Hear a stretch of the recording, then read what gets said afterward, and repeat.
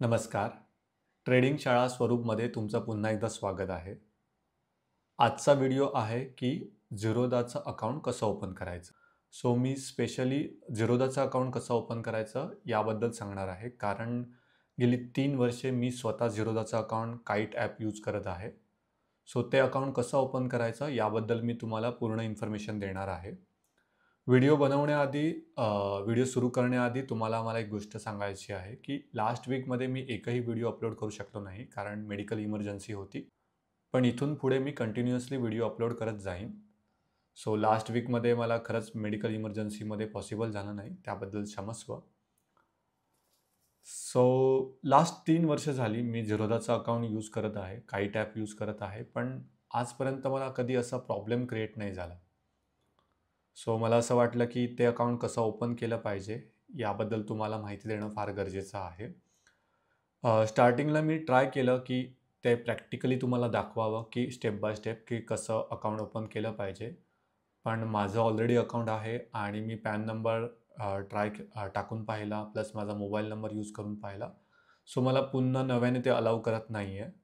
So मी basically तुम्हाला स्क्रीनवरती त्याच्या steps explain करणार आहे की कसं-कसं ते अकाउंट ओपन केलं पाहिजे. मी डिटेलमध्ये तुम्हाला सर्व एक्सप्लेन करणार आहे. प्लस त्या अकाउंटचे म्हणजे काईट ॲपचे तुम्हाला बेनिफिट देखील सांगणार आहे.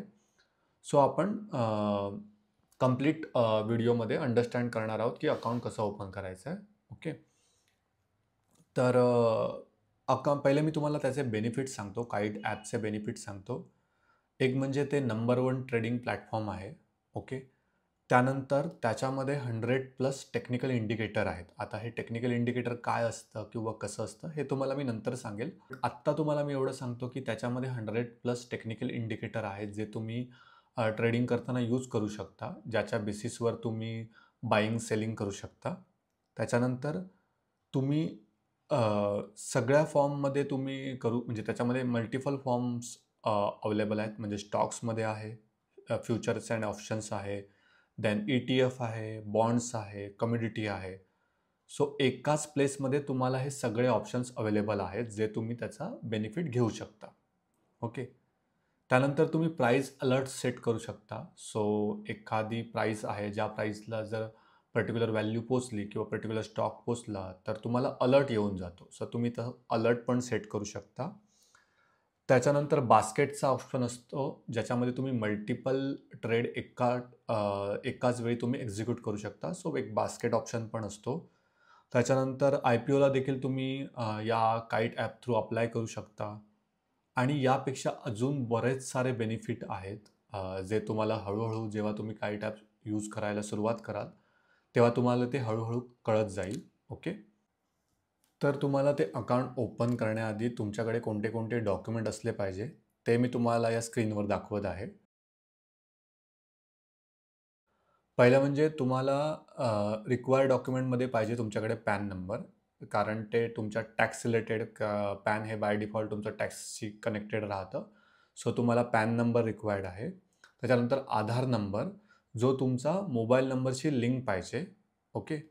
त्याच्यानंतर बँक अकाउंट्स डिटेल लागतील, ज्याच्यामध्ये तुम्ही मल्टिपल ऑप्शन देऊ शकतात. एक म्हणजे तुमचा कॅन्सल चेक, ज्याच्यावर तुमचं नाव असेल किंवा मग बँकचं स्टेटमेंट, ज्याच्यावरती तुमचं नाव, IFSC कोड किंवा बँकचा लोगो आहे.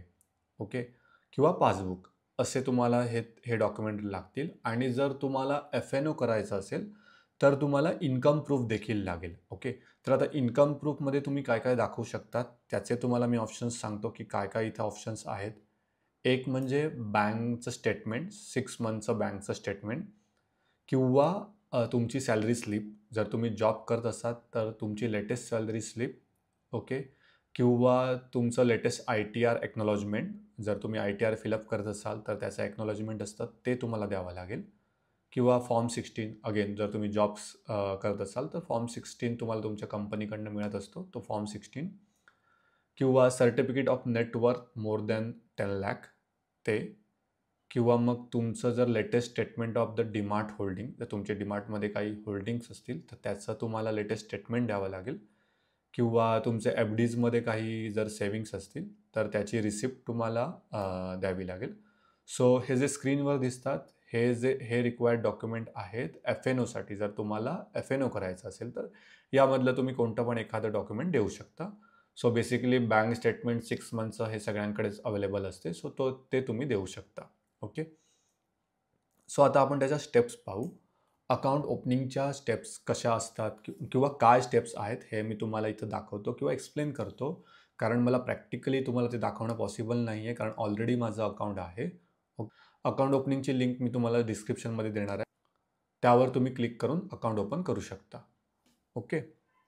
आणि बाय द वे हा व्हिडिओ कोणताही प्रमोशनल व्हिडिओ नाही. कोणाकडूनही मला काही म्हणजे झेरोदाकडून किंवा कोणाकडून काही मला याच्याकडून बेनिफिट नाही आहे. मी जस्ट फक्त तुमच्या स्टडी पर्पज की अकाउंट ओपन कसं केलं पाहिजे. कारण तुम्ही आत्ता तुमची ट्रेडिंगची जर्नी सुरू करत आहात, तर तुमच्याकडे एक ब्रोकर अकाउंट असणं गरजेचं आहे. सो ते अकाउंट कसं ओपन केलं पाहिजे यासाठी मी ही इन्फॉर्मेशन शेअर करत आहे. कंप्लीट एज्युकेशनल पर्पज आहे. ओके. तर तुम्ही पहिल्यांदा त्या लिंकला गेला किंवा तुम्ही ॲप ओपन केला की तिथं तुम्ही तुमचा मोबाईल नंबर टाका. जो मोबाईल नंबर तुमचा आधार कार्डशी लिंक आहे. तो मोबाईल नंबर टाकला की तुम्हाला एक तुमच्या मोबाईलवर ओ-टी-पी येईल. तो ओ-टी-पी तुम्ही एंटर करा. ओके. त्यानंतर नेक्स्ट पेजवरती तुम्हाला तुमची ईमेल आय डी विचारेल. जर तुमचा ऑलरेडी ईमेल आय डी असेल तर तुम्ही तो ईमेल आय डी प्रोव्हाईड करा. ओके. मग तुम्हाला एक ओ-टी-पी येईल तुमच्या ईमेलवरती. तो तुम्ही तिथे एंटर करा. नेक्स्ट पेजवरती तुम्ही तुमचा पॅन नंबर आणि डेट ऑफ बर्थ एंटर करा आणि क्लिक ऑन कंटिन्यू. नेक्स्ट सेक्शनमध्ये नेक्स्ट पेजवरती तुम्हाला विचारेल की तुम्हाला कोणत्या ऑप्शन्समध्ये तुम्हाला एनेबल करायचं आहे. तर तिथं टॉगल बटन असेल, तो तुम्हाला एनेबल डिसेबलसाठी देईल. त्याच्यामध्ये इक्विटीचं असेल, त्याच्यानंतर म्युच्युअल फंडसाठीचं एक ऑप्शन्स असेल, त्यानंतर एफ-एन-ओचा ऑप्शन्स असेल किंवा मग कमोडिटीचा ऑप्शन्स असेल. जे तुम्हाला ऑप्शन्स एनेबल करायचे आहेत ते तुम्ही सिलेक्ट करू शकतात. नंतर जाऊन पण तुम्हाला ते ऑप्शन्स एनेबल करता येतात. असं नाही की तुम्ही आत्ता केले तर तुम्हाला पुढे जाऊन करता येणार नाही. तुम्ही नंतर जाऊन पण ते ऑप्शन एनेबल करू शकतात. सो ते ऑप्शन तुम्ही एनेबल करा as per your requirement. Okay. त्याच्यानंतर तुम्हाला नेक्स्ट पेजवरती तुमचा आधार नंबर टाका.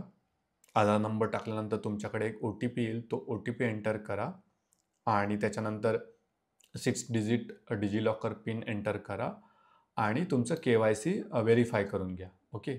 ते झाल्यानंतर तुम्ही तुमची बाय द वे या स्टेप्सला आल्यानंतर तुम्ही बॅक बटन किंवा कॅन्सल करू नका. ओके. ती प्रोसेस पूर्ण कंप्लीट होऊ द्या.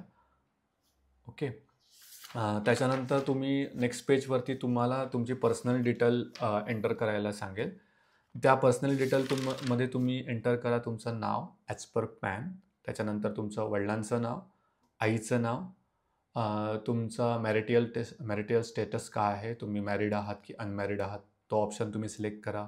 त्याच्यानंतर तुमचं ॲन्युअल इन्कम किती आहे, त्याच्यानंतर तुमचं जॉब प्रोफाईल काय आहे, सध्या तुम्ही काय करत आहात, तो ऑप्शन तुम्ही तिथे सिलेक्ट करा. आणि तुमचा ट्रेडिंगचा एक्सपिरियन्स काय आहे तिथं तुम्ही तो सिलेक्ट करा. त्याच्यानंतर तुम्हाला एक ऑप्शन विचारेल की तुमचं प्रेफरन्स काय आहे अकाउंट सेटलमेंटचा, ज्याच्यामध्ये 2 ऑप्शन असतील, एक मंथली आणि क्वार्टरली. तर बेसिकली काय असतं की झेरोदा काय करतं की तुमचा जो अनयूज फंड आहे तुमच्या अकाउंटमध्ये झेरोदाच्या, तो तुमच्या बँकमध्ये ते पुन्हा रिटर्न पाठवतं. जो तुम्ही ऑप्शन सिलेक्ट कराल त्यानुसार ते पाठवत जाईल. जर तुम्ही मंथली सिलेक्ट केला तर तुम्हाला मंथली तुमचं ते अनयूज फंड तुमच्या बँकमध्ये येऊन जाईल. जर तुम्ही क्वार्टरली केलं तर तुम्हाला क्वार्टरली तो तुमच्या बॅलन्स अकाउंटमध्ये येऊन जाईल. ओके. त्याच्यानंतर ते झाल्यानंतर तुमची पर्सनल डिटेल एंटर केल्यानंतर तो तुम्हाला तुमचं बँक अकाउंट लिंक करायला मागेल, ज्याच्यामध्ये तुम्ही तुमची UPIची लिंक देऊ शकता किंवा मॅन्युअली तुम्ही बँकच्या डिटेल एंटर करू शकतात. ओके. आणि ते जेव्हा तुम्ही लिंक कराल तेव्हा तुमच्या अकाउंटमधून ₹1 डिडक्ट होईल, जो 24 आवर नंतर तुमच्या अकाउंटमध्ये पुन्हा येऊन जाईल. ओके. सो एकदा तुम्ही बँक अकाउंट लिंक केलं की त्याच्यानंतर तुमचं पर्सनल व्हेरिफिकेशनसाठी तुमचं एक पेज ओपन होईल, ज्याच्यामध्ये तुमचा कॅमेरा स्टार्ट होईल. तुम्ही तिथं अलाव करा कॅमेरा यूज करायला झेरोदाला आणि जिथे तुम्ही तुमचा फोटो कॅप्चर करा. ओके. आणि फोटो कॅप्चर क्लिक झाल्यानंतर तुम्ही कंटिन्यू करा. आणि मग तिथं तुम्हाला एक साइन ड्रॉ करायला सांगेल, जिथं तुम्ही त्या स्क्रीनवरती देखील साइन करू शकता किंवा मॅन्युअली तुम्ही एका पेपरवर साइन करून त्याची इमेज घेऊन ती देखील तुम्ही ती अपलोड करू शकता. ओके.